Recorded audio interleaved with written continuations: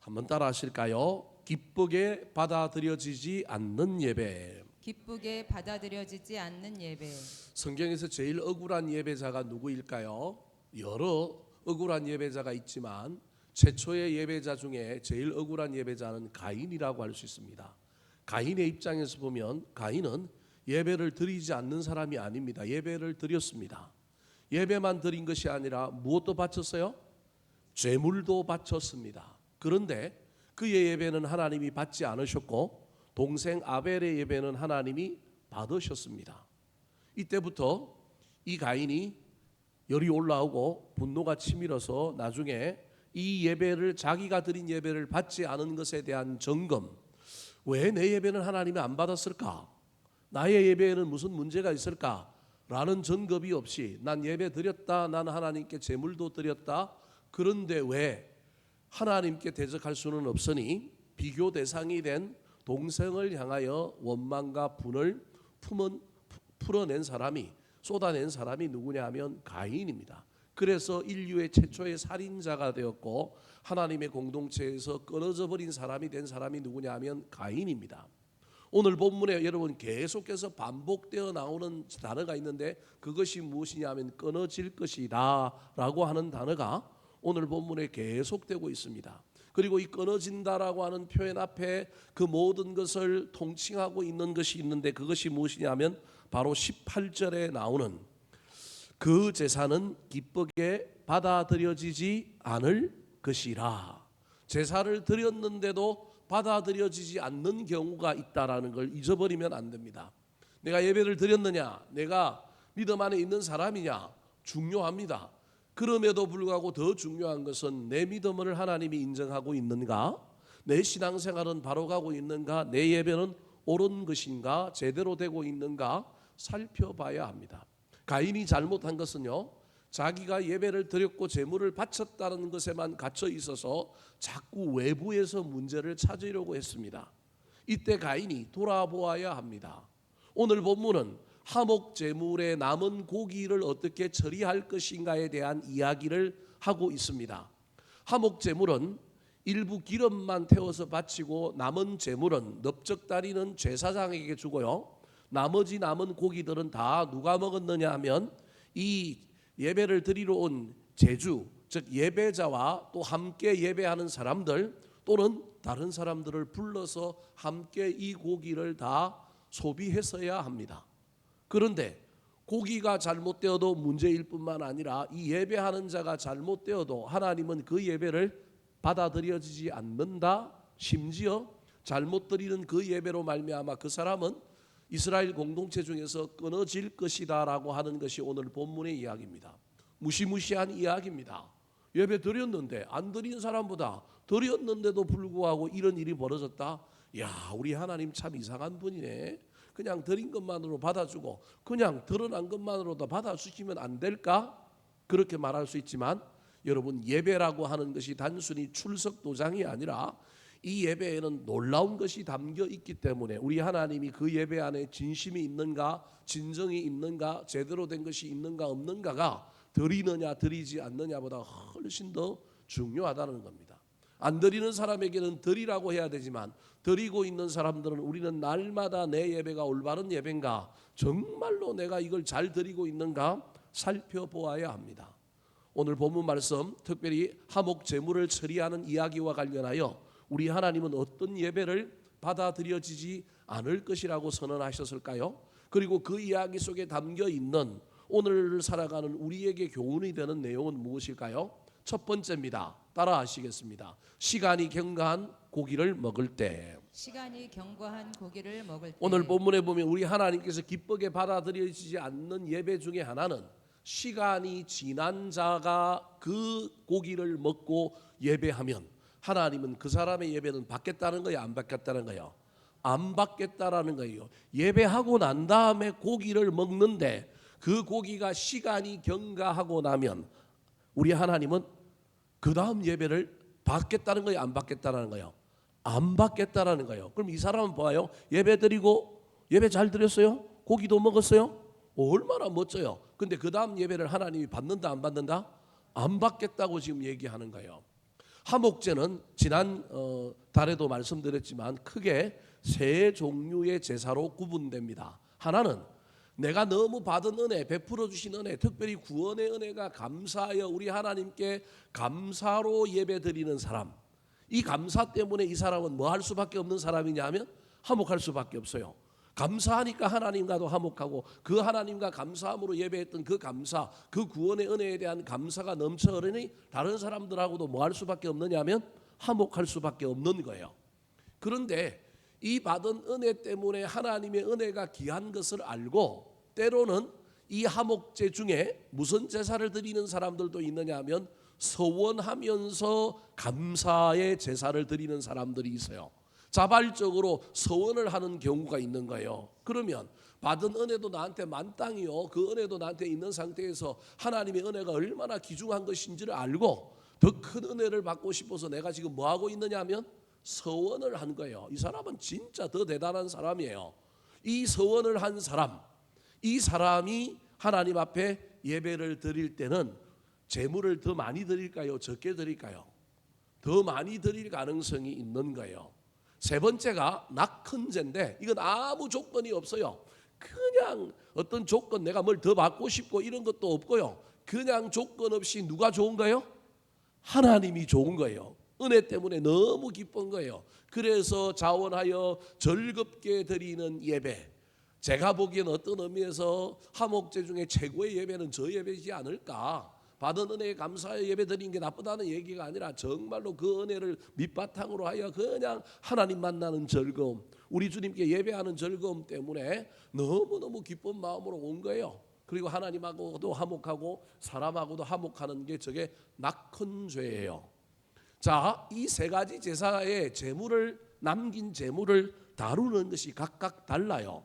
첫 번째 감사 제물은 언제까지 먹게 했느냐면 그날까지만 먹게 했어요. 자, 15절 말씀 같이 한번 읽어볼까요? 시작. 감사함으로 드리는 화목제물의 고기는 드리는 그날에 먹을 것이요 조금이라도 이튿날 아침까지 두지 말 것이니라. 이 말은 우리는 맨날 감사해야 되는 사람이라. 내가 어제 감사했으니 오늘 감사 안 한다. 하나님은 감사는 그날로 족하다. 그날의 감사는 그날에 족하고 내일은 내일의 감사로 우리는 살아가야 한다라고 하는 의미가 이 안에 있는 거예요. 그래서 우리는 범사에 날마다 항상 감사하는 사람이어야 한다는 거예요. 그런 의미가 저 안에 있는 거예요. 그래서 감사함으로 제물을 드려서 그 남은 제물의 고기를 가지고 먹는데 그거 남기면 안 되니까 어떻게 하느냐 하면 사람들 다 불러갖고 어떻게 해야 돼요? 다 먹어야 돼요.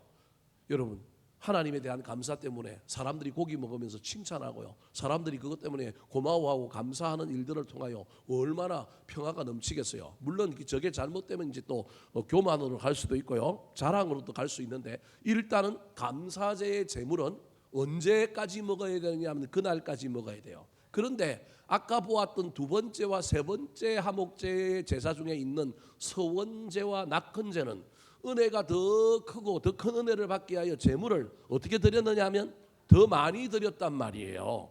더 많이 드린 예물을 하루에 소비할 수 없으니 이 제사는, 이 예물은 언제까지 먹도록 했느냐 하면 하루를 더 연장하여 이틀까지 먹게 했어요. 자, 16절과 17절 말씀 시작. 그러나 그의 예물의 제물이 서원이나 자원하는 것이면 그 제물을 드린 날에 먹을 것이요 그 남은 것은 이튿날에도 먹되 그 제물의 고기가 셋째 날까지 남았으면 불사를지니. 자, 셋째 날까지도 남았다라는 거예요. 여러분 이걸 기억하셔야 되네. 우리는 그냥 저거 그냥 먹는 날수만 기억하고 있는데 이 예배자가 얼마나 은혜가 크면 얼마나 서원을 간절한 마음으로 했던지 제물을 많이 들어가지고 첫째 날도 먹었는데 다 못 먹고 둘째 날까지도 먹었는데 다 못 먹고 셋째 날도 어떻게 됐다고요? 지금 남은 거예요. 근데 남은 건 뭐 하라고요? 불살라라는 거예요. 공로는 불살라라는 거예요. 나의 은은 불사르라는 거예요. 우리가 감사함으로 말미암아 하나님의 일을 열심히 하고 공동체에 헌신하고 내가 무슨 일을 하는 것, 우리 하나님도 그거 인정하셔서 하루 정도는 뻐기고 하루 정도는 자랑하고 하루 정도는 뿌듯하게 하라는 거예요. 첫날은 정말로 그 감사하는 마음으로 그렇게 먹었다고 한다면 둘째 날은 사람들 앞에서 좀 더 이거 불러가지고 막 먹이는 가운데 나누는 가운데 좀 우리도 인간이니까 좀 뭐 할 수 있어요? 좀 내가 좀 목에 조금 힘도 좀 들어가고 뻐길 수 있지만 셋째 날에는 그거 뭐 하라고요? 불살라는 거예요. 불살르지 않으면 남은 고기, 시간이 경과한 고기를 우리는 뭐 하는 사람이냐면 먹는 사람이 되는 거라는 거예요. 여러분 이 이야기 속에 단순히 시간이 경과한 이 고기를 먹는 사람은 하나님 그 사람 예배를 받지도 않을 뿐만 아니라 끊어버리겠다고 한 이 이야기 속에는 이게 우리가 은혜를 잊어버려도 안 될 뿐만 아니라 나의 공로를 나의 어떠한 행위를 너무 자랑해도 우리 하나님 앞에 예배가 온전히 안 된다라는 거예요. 은혜를 잃어버려도 그 사람이 은혜 없이 와가지고 그냥 예배 드리는 그 예배는 우리 하나님이 차라리 저 인간 없었으면 좋겠다. 표현이 좀 그렇습니까? 다른 사람은 쌩글쌩글 웃으면서 예배하는데 그냥 막 이상한 얼굴로 하고 앉아 있는데 저 사람 때문에 다른 사람도 예배를 못 드릴 것 같고 우리 하나님이 바라보고 있는데 저 인간이 영 거슬려. 여러분 제 이야기가 아닙니다. 오해하지 말고 들으십시오. 저 인간이 영 거슬려. 차라리 저 인간 뭐 했으면 좋겠다고요? 안 나왔으면 좋겠는데 여러분 생각을 제가 지금 아주 극단적으로 여러분에게 표현했지만 이거 생각 한번 해봐야 됩니다. 우리가 정말입니다. 이왕 나올 거면 이왕 나왔으면 여러분 얼마나 기뻐해야 될까요? 얼마나 즐거워야 할까요? 그런데 그런 모습으로 앉아있는 사람 은혜가 상실된 거예요.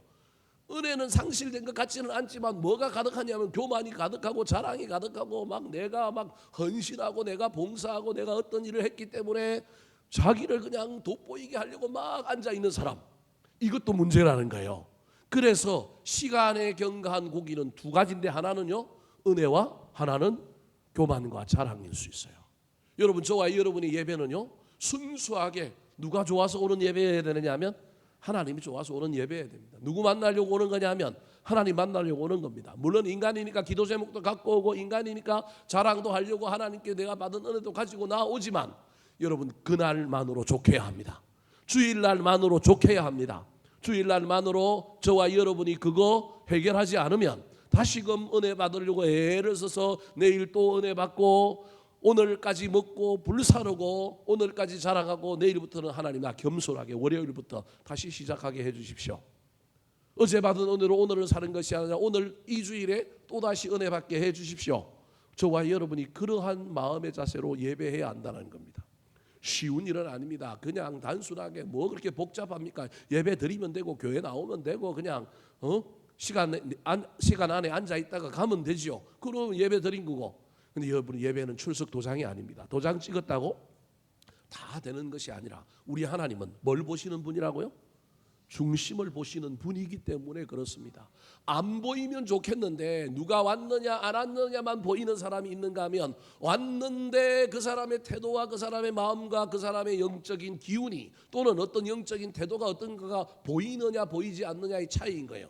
인간의 눈에는요 왔느냐 안 왔느냐만 보이는 거예요. 목자들 눈에는요 자기 목장 식구가 주일날 왔는지 안 왔는지 보이지 않는 사람도 있어요.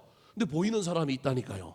딱 주일날만 보면요 딱 보인다니까요. 근데 보이는 걸 넘어서서 또 뭐가 보이냐면 표정 하나만 봐도요 저 사람이 지금 무슨 문제가 있는 것 같은데 전화해봐야지 이렇게 되는 경우들이 있다니까요. 근데 우리 하나님은 이런 정도보다 우리 인간의 이러한 세심한 이런 영적인 분별력과 통찰력보다 더 아주 민감성이 고도로 되신 분이 우리의 예배를 뭐 하시는 분이라고요? 받으시는 분이라니까요. 그래서 저와 여러분의 마음에 무엇이 들어있는지 우리가 예배하는 목적이 무엇인지 예배를 대하고 있는 우리의 태도가 무엇인지를 누가 다 아시느냐 하면 하나님이 아신다. 단순히 도장 찍었다고 안 찍은 것보다 도장 찍은 것 좋지만 하나님이 그 예배자를 뭐라고 후약에는 얘기하셨느냐 하면 네가 성전 뭐만 밟고 갔다? 바닥만 밟고 갔다. 분명히 와서 예배 드리고 앉았다 갔는데 하나님이 뭐라고 얘기한다고요? 나는 예배 드리고 갔는데 넌 뭐만 밟고 갔다고요?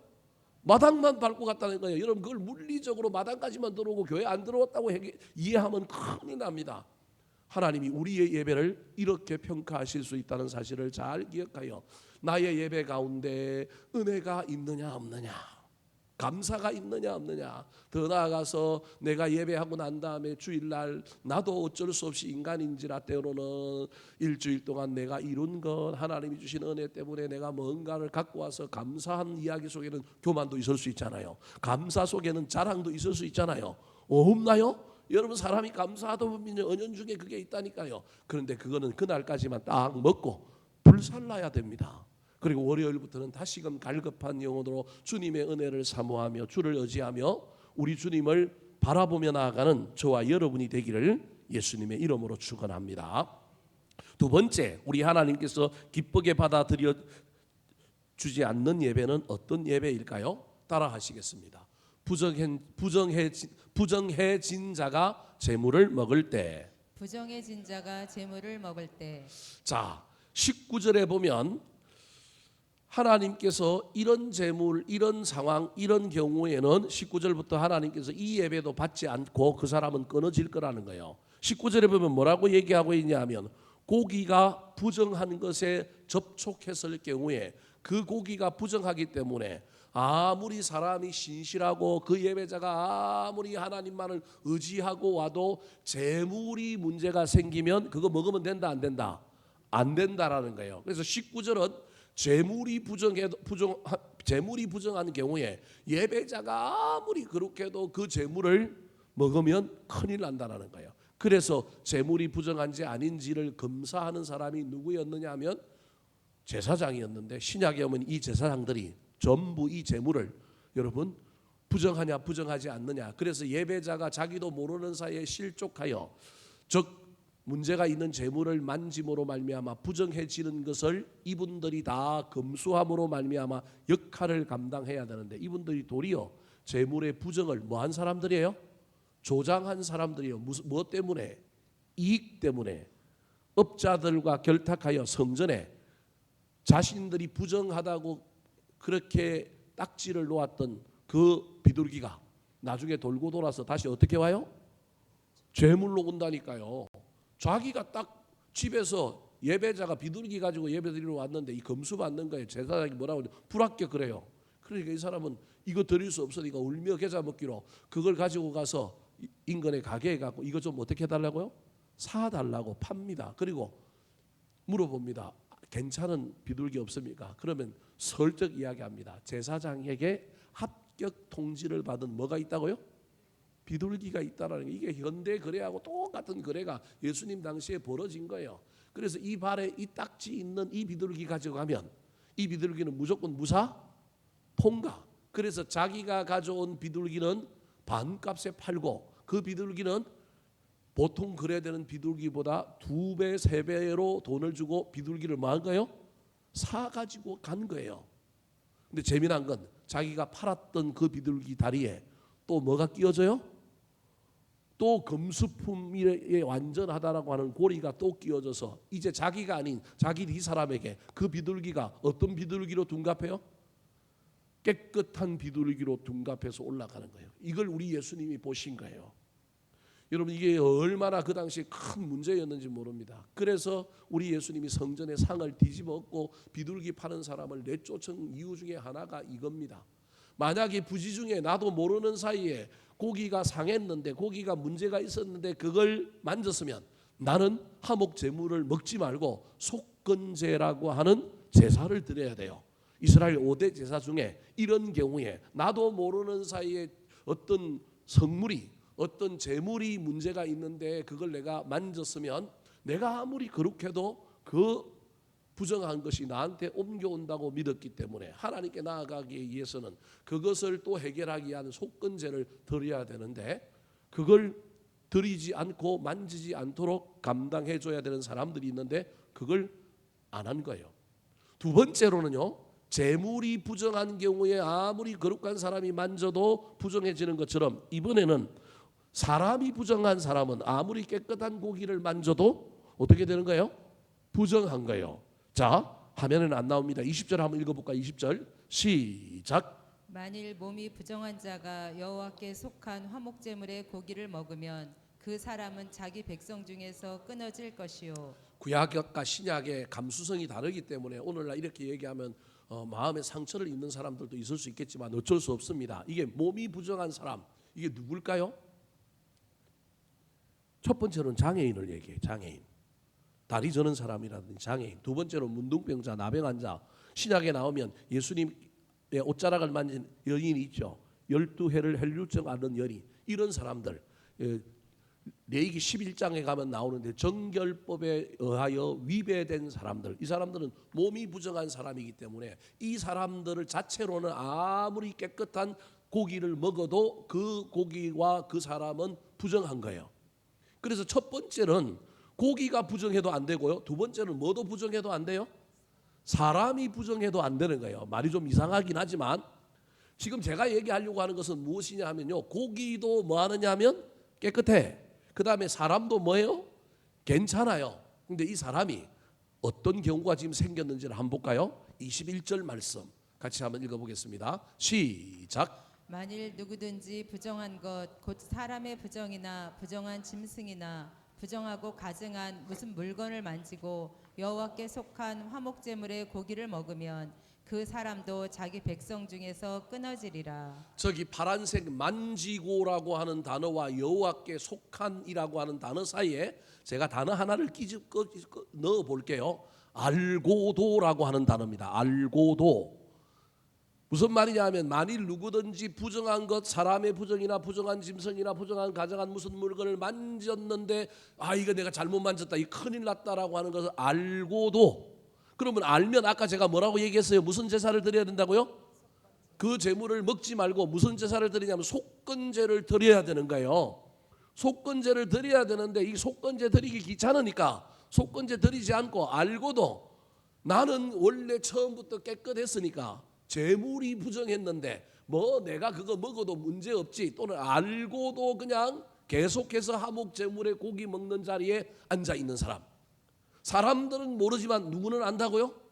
하나님은 아는 거예요. 그럼 저 이야기가 무슨 말이냐 하면요, 부정해진 제물을 먹을 때 그 먹는 사람도 하나님 그 예배 받지 않을 뿐만 아니라 그 사람도 우리 하나님이 끊어지겠다고 하는 이 이야기 속에 여러분, 부정해진 자라고 하는 의미 속에 저와 여러분이 내가 죄인이다라고 하는 것을 아는 자라고 하는 의미가 있습니다. 오늘날 현대교회 저와 여러분의 예배로 한다면, 다르게 얘기하면 좀 더 직설법으로 논리를 건너뛰면 회개해야 될 것이 있음을 알고도 회개하지 않고 하나님께 예배하는 자. 골치 아프죠? 우리 다 여기 다 해당된단 말이에요.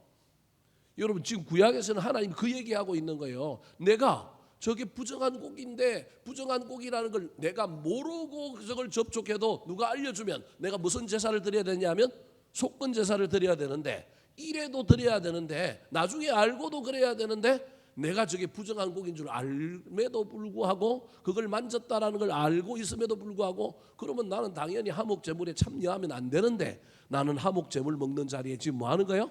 참여해서 먹고 있는 거예요. 죄의 감각이 없는 거예요. 회개가 없는 거예요. 지금 하나님께서 뭐라고 얘기하고 있냐면, 예배자를 향하여 오늘 우리의 예배 가운데 이야기한다면, 예배자는 은혜 잊어버리면 안 되고, 예배자는 하나님 앞에 나와서 너무 자랑하거나 너무 교만해도 안 될 뿐만 아니라, 예배자는 반드시 예배에서 또는 예배 전에 우리가 해야 할 일들은 반드시 회개하는 거다. 그래야만이 하나님과 우리 사이의 죄의 담을 허물 수 있다. 죄의 담을 허물어야만이 하목이 되는데, 내가 지금 죄의 담을 허물고 하목하러 온 사람이 또다시 뭘 짓고 온 거예요? 죄를 짓고 온 거예요. 담을 세우고 있는 거예요. 그러면 그 담을 그 예배에서만이라도 뭐 해야 될까요? 허물어야 되겠죠. 주님, 내가 주님 앞에 왔으니, 엑스레이 앞에 섰더니, 우리 주님이라고 하는 그 위대한 분 앞에 섰더니 내가 견딜 수가 없습니다. 내가 이런 죄가 있는가? 사람은 모르는 줄 알고 내가 왔는데 내 마음이 심히 괴롭습니다. 주님, 내 마음대로 잘 안 됩니다. 용서해 주십시오. 좀 이거 나 좀 해결할 수 있도록 도와주세요. 적어도 이러고 뭐 해야 된다는 거예요? 예배해야 된다는 거예요. 근데 알고도 내가 지금 어떤 그리낌이 있고 어떤 문제가 있고 어떤 관계에 어려움이 있고, 이거 알매도 불구하고 눈을 지끈 감고 하나님께 예배하면 뭐 하나님이 다 알아서 하시겠지, 또는 뭐 어찌어찌해서 어떻게 되겠지라고 하는 예배자, 우리 하나님은 그거 예배 안 받으시겠다는 거예요. 엄청난 이야기입니다. 사실은 현대 그리스도인들이 이 부분에 있어서 우리가 늘 고민해야 됩니다. 오늘날 한국 교회 안에 뭐 저도 마찬가지고요, 우리가 늘 지금 까먹고 있는 것 중에 하나가 회개거든요. 아니 예수 믿고 구원받은 사람이 뭐 회개해야 돼? 우린 다 하나님의 보혈로, 예수 그리스도의 보혈로, 주의 은혜로 우린 다 괜찮은 사람이 되었는데, 다 구원받은 사람이 되었는데, 여러분 그럼에도 불구하고 날마다 예수 그리스도를 닮아가게 하여 우리 안에 정직한 영을 주신 그 성령님의 놀라운 은혜 때문에 우리는 날마다 내 안에 있는 죄악들을 여러분 끄집어내고 버리려고 애를 써야 하는 사람이어야 합니다. 그것 때문에 주눅들어라, 그것 때문에 위축되라, 그런 얘기가 아닙니다. 그 작을 겹쳐서 더욱더 활력이 있고 더욱더 넘치고 더욱더 하나님의 파워풀한 사람이 될 수 있다라는 겁니다. 어려운 이야기지만, 설교하고 있는 저도 참 힘든 이야기지만, 저와 여러분이 잊어버리지 말아야 될 건, 우리 하나님이 받아들이는 예배, 오늘 설교 제목이 받아들이지 않는 예배지만 받아들이는 예배라고 오늘 본문을 바꾸면 돼요. 우리 하나님은요, 감사하는 사람, 은혜를 알고 있는 사람, 은혜로 예배 드리는 사람, 우리 하나님이 그 예배 받으시는 거예요. 자기가 뭐 했다고 좀 교만하고 막 내가 헌신했다고 막 자랑하는 사람이 아니라 겸손하여 다시금 하나님 앞에 나아가는 자, 그 사람의 예배를 받으시는 거예요. 우리가 다 죄인인데 죄 없는 사람이 어디 있겠어요? 다 연약한데, 다 가정 안에서 배우자 사이에도 우리가 다 문제가 있고요. 뭐 나한테 좀 해코지하는 사람한테는 얼마나 마음에 막 그런 것이 있어요. 목사들도 때로는요, 목사들한테 저거 어떻게 좀 계급장 떼고 한번 해볼까, 이런 마음이 생길 때도 얼마나 많은지 모릅니다. 그럼에도 불구하고 여러분, 저와 여러분이 늘 잊어버리지 말아야 될 것은, 우리 하나님 앞에 오면 숨길 것이 없잖아요. 우리 하나님 앞에 오면 우리는 다 우리 하나님이 그 놀라운 품 안에 들어갈 수 있어야 한다는 거예요. 그래서 우리가 되든 안 되든, 해결이 되든 안 되든, 뭐 한 번에 그게 다 해결이 되겠어요? 우리 주님 앞에 올 때마다, 주님 지난주에도 해결 못했는데 그때 주님 앞에 기도하고 갔는데 또 해결이 안 됐습니다. 용서해 주세요. 좀 어떻게 좀 내 마음 좀 만져주시고, 하나님 내가 안 바뀌니 누가 좀 바뀌게 해달라고요? 상대방이 먼저 좀 손을 내밀고 상대방이 나한테 먼저 다가오게 만들어 주세요. 기도해야 되지 않겠습니까? 이게 오늘 본문에 나오는 이 부정해진 자가 재물을 먹는 문제와 관련이 있다는 것. 시간이 지난 재물을 먹어도 안 될 뿐만 아니라, 여러분, 저와 여러분이 반드시 알아야 될 것은, 내가 부정해진 재물을 먹었던 사람 또는 부정해진 재물을 접촉했던 사람이라고 하는 죄인의식, 내가 죄인이라고 하는 건 절대 잊어버리면 안 되고, 잊어버리는 걸 넘어서서 그 죄의 문제를 우리 주님 앞에 나와서 붙들고 씨름하는 예배자들이 되기를 예수님의 이름으로 축원합니다. 마지막입니다. 우리 하나님께서 받아주지 않는 예배는 어떤 예배일까요? 따라 하시겠습니다. 기름이나 짐승의 피를 먹을 때. 기름이나 짐승의 피를 먹을 때. 자, 하목제는요, 태우기는 태우는데 뭘 태우느냐 하면 짐승의 기름, 콩팥, 간, 뭐 예를 들어 같으면 이런 것들 중심으로 태웁니다. 간혹 하목제의 제물로 곡물을 드릴 때는 곡물 한 움큼만 태웁니다. 그리고 나머지는요, 전부 남아 있는 사람들이, 제사장과 예배자들이 나누어 먹습니다. 먹지 말아야 될 걸 반드시 이야기하고 있는데, 하나님께서는 하목제를 드리는 사람은 피는 먹으면 안 되고 기름은 먹으면 안 된답니다. 자, 25절 말씀 같이 한번 읽어볼까요? 시작. 사람이 여호와께 화제로 드리는 제물의 기름을 먹으면 그 먹는 자는 자기 백성 중에서 끊어지리라. 기름은 하나님이 제일 좋아하시는 것입니다. 다르게 얘기하면 저와 여러분이 예배 중에 영광을 훔치면 안 됩니다. 기름이 영광입니다. 하나님의 영광스러운 자리를 우리가 탐하면 안 됩니다. 우리는 예배자일 뿐입니다. 그런데 예배함으로 말미암아 어떤 순서를 맡고 무슨 일을 하는 가운데 나도 모르게 그 영광의 자리에 올라가고 그 영광의 흔적 속에 있습니다. 모세가 시내산에 가서 하나님 만났더니 영광의 흔적이 옮겨왔습니다. 그런데 모세가 잘한 일은요, 그거 얼굴 막 드러내고 막 돌아다니면서 나 누구 만났다고요? 하나님 만났다 그러지 않았습니다. 모세가 한 일이 뭡니까? 수건으로 가렸습니다. 이게 진짜 예배자입니다. 모세가 우리에게 보여주는 진짜 예배자의 모습이 바로 이것입니다. 기름 먹으면 안 됩니다. 하나님이 하셨다라고 하는 것은 저와 여러분이 반드시 기억해야 됩니다. 때로는 자랑도 좀 하고, 때로는 좀 긍지도 누리고, 때로는 목에 힘도 좀 들어갔다 할지라도 반드시 주님 앞에, 주님 용서해 주세요. 제가 잠깐 주님의 영광을 훔쳤지만 이 모든 일은 누가 하셨다고요? 하나님이 하셨습니다. 앞으로도 누가 하실 겁니다? 하나님이 하실 겁니다. 나는 주님의 도구가 되기를 원하오니 나를 사용해 주십시오라고 기도해야 됩니다. 기름 먹으면 안 됩니다. 그런데 기름을 넘어서 뭐도 먹으면 안 되느냐면 피도 먹으면 안 됩니다. 27절 말씀 같이 읽어볼까요? 시작. 무슨 피든지 먹는 사람이 있으면 그 사람은 다 자기 백성 중에서 끊어지리라. 동물의 피는 받아서 제사장이 제단 위에 뿌립니다. 제단 옆에다가 뿌립니다. 제단 옆에다가.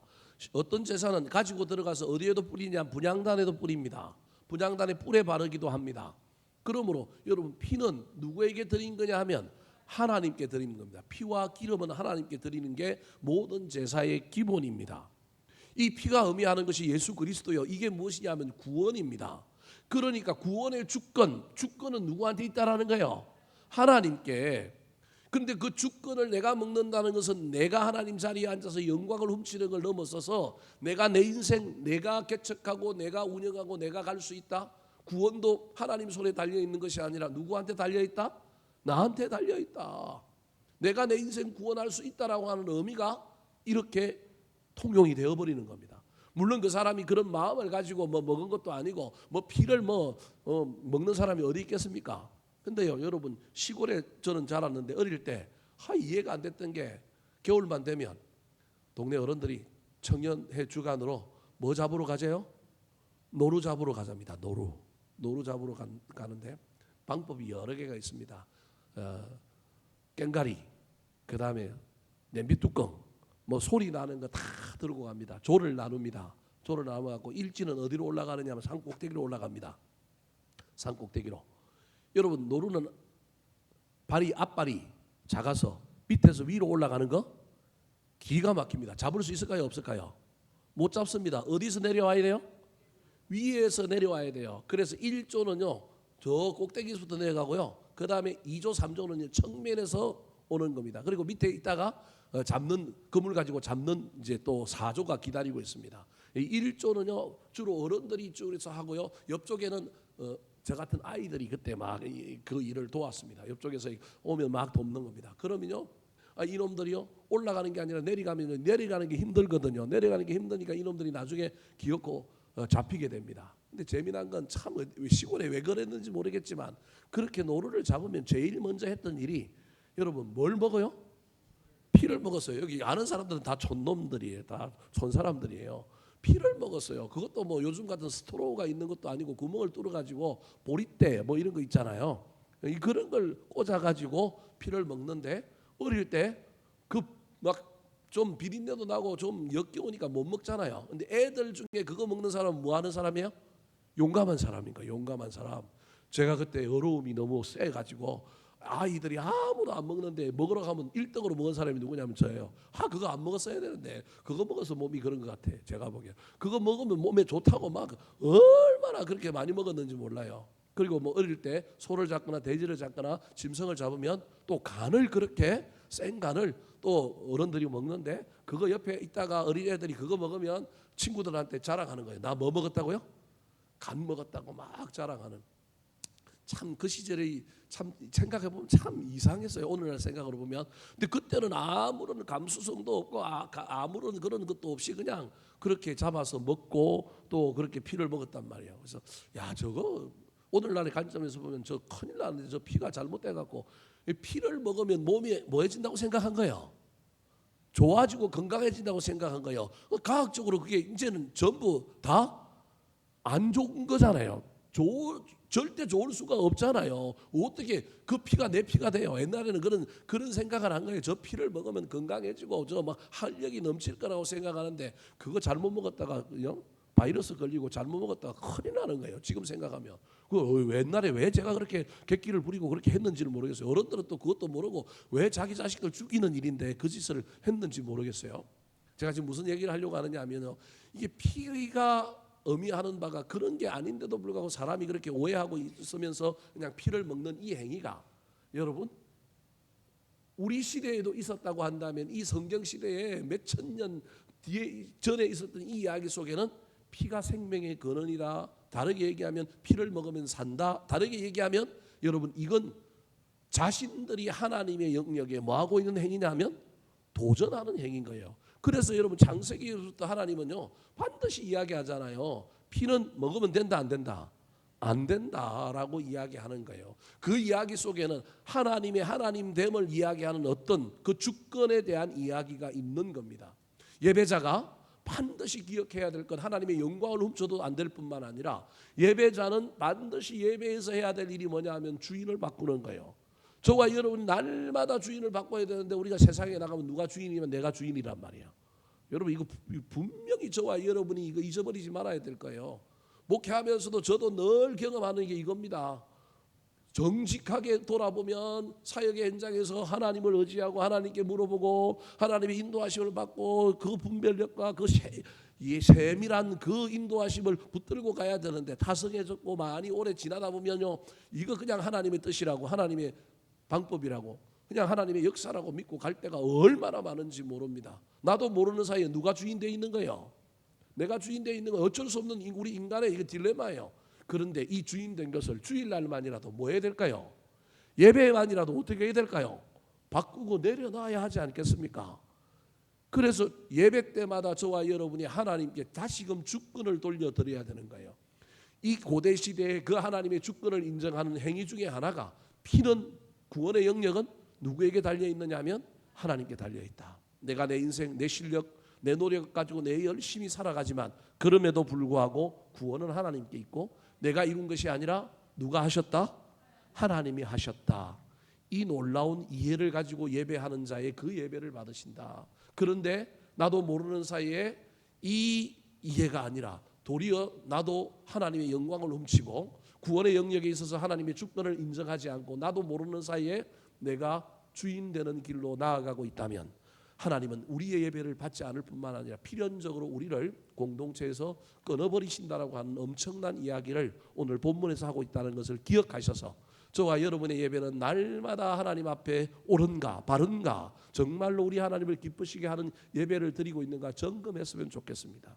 예배 안 드리는 사람이 여러분 억울한 사람이 아니라 예배를 드렸는데도 누가 안 받는 예배가 억울한 예배라고요?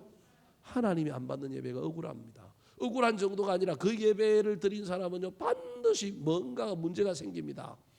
원망이 일어나고요, 분노가 일어나고요. 나 예배 드렸는데 왜 내 예배를 안 받아? 난 기도했는데 왜 내 기도 안 들어? 이렇게 된다니까요. 그러면서 영적인 탈선이 일어나고 문제가 생기고 심지어 믿음이라고 하는 영역 안에 내가 들어있는 것 같지만 알고 보면 나는 믿음의 길이 아니라 딴 길을 가고 있는지도 모른다는 사실을 기억하셔서 저와 여러분이 참 예배자가 되기를 예수님의 이름으로 축원합니다. 한번 따라 하실까요? 기쁘게 받아들여지지 않는 예배. 기쁘게 받아들여지지 않는 예배. 시간이 경과한 고기를 먹을 때. 시간이 경과한 고기를 먹을 때. 부정해진 자가 재물을 먹을 때. 부정해진 자가 재물을 먹을 때. 기름이나 짐승의 피를 먹을 때. 기름이나 짐승의 피를 먹을 때.